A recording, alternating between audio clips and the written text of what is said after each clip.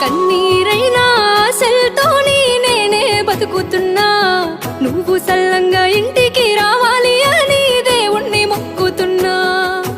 ఆ ఎండ వానల్ల జంతు అరణ్యంలో ఏ చెట్ల కిందున్నావో, నీ పేగులు పాటలు పాడుతున్నా గాని ఏం తిన్నావో లేదోరో.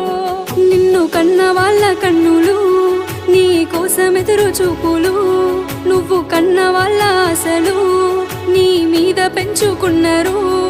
ఆ యుద్ధాన నువ్వు ఉన్నావో, నేను యుద్ధాన్ని చేస్తున్నాను. ఏ చేదు కబురింటానో ఆ కబురు వింటేనే బతికుంటాను.